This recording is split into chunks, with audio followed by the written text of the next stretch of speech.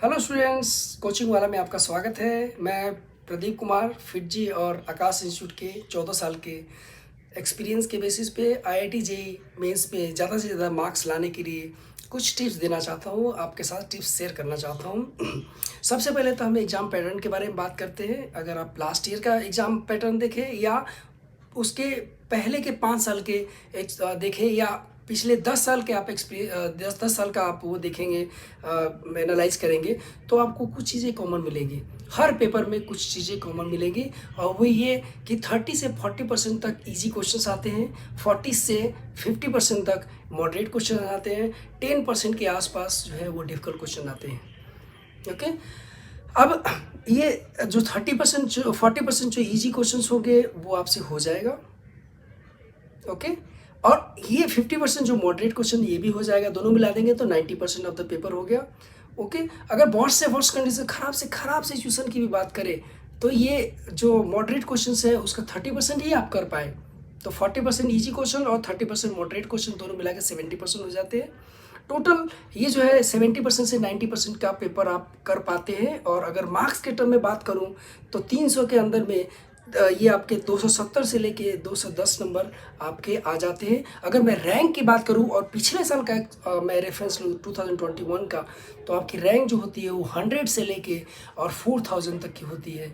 और ये रैंक के बेसिस पे एनआईटीज़ में बहुत अच्छे कॉलेजेस मिल जाते हैं, बहुत अच्छे ब्रांचेज मिल जाते हैं। ओके, अब अगला बात आती है कि भाई एज ए स्टूडेंट मुझे कैसे पता चलेगा एग्जाम के अंदर भी कौन सा इजी है, कौन सा डिफिकल्ट क्वेश्चन है, कौन सा मॉडरेट क्वेश्चन है, या कहाँ पे इजी क्वेश्चन है, कहाँ पे डिफिकल्ट है, क्योंकि सब तो मिक्सअप होता है, सब पूरा मिक्स होता है, आपको पता है।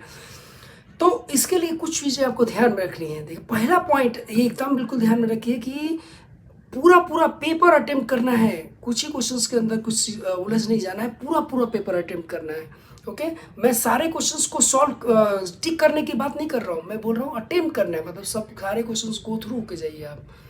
सेकेंड पॉइंट आपको ये है कि भाई इजी क्वेश्चन किसको बोलेंगे। तो आपने कोई क्वेश्चन पढ़ा, पढ़ते ही समझ में आ गया, या कोई क्वेश्चन है जो थ्योरी बेस्ड है, जिसकी थ्योरी आपने पहले पढ़ रखी है, तो वो हम बोलेंगे भाई ये इजी क्वेश्चन है, कर डालो। ओके, उसके बाद क्या है कि थर्ड पॉइंट आपने मॉडरेट क्वेश्चन किसको बोलेंगे। कोई क्वेश्चन आपने पढ़ा और आपको पता है कि भाई इसमें 2 लाइन, 3 लाइन, 4 लाइन, 5 लाइन तक का कैलकुलेशन है, 5 लाइन कैलकुलेशन में हो जाएगा, ये मॉडरेट क्वेश्चन है, इसको भी आप कर डालो। फोर्थ पॉइंट ये है कि आपने कोई क्वेश्चन तो देखा और वो आता भी है आपको, लेकिन आपको ये भी पता है कि इसका कैलकुलेशन बहुत लंबा जाएगा, 5 लाइन से ऊपर 10 लाइन तक जाएगा। आप इसको छोड़ दीजिए लास्ट के लिए, लास्ट में जब आप रिवाइज करेंगे उस समय आपके पास टाइम बचेगा तो आप इसको करना। ओके, अदरवाइज ये एक क्वेश्चन आपका 10 मिनट ले लेगा और 10 मिनट भाई उतने देर में आपका 2 क्वेश्चन 3 क्वेश्चन आगे आप कर सकते हैं। ओके, फिफ्थ पॉइंट क्या है कि भाई कोई क्वेश्चन आपने पढ़ा, पहली बार में पढ़ते ही आपको समझ में नहीं आया, सेकेंड बार में भी आपने पढ़ा लेकिन सेकेंड बार में भी समझ में नहीं आया, भाई यही तो डिफिकल्ट क्वेश्चन है, आप इसमें उलझिए मत, इसको छोड़ दीजिए लास्ट के लिए, क्योंकि इतने देर में आप जितने देर में करेंगे 10 मिनट लग जाएगा, ज़्यादा भी लग सकता है, इतने में 2-3 क्वेश्चन उधर वेट कर रहे हैं आगे। ओके, तो ये सारा चीज़ आप ध्यान रखिए। और सब इसके आगे ओवरऑल आप ये ध्यान रखिए कि एग्जाम के अंदर में जितना आपका नॉलेज मायने रखता है उतना ही टाइम मैनेजमेंट भी मायने रखता है।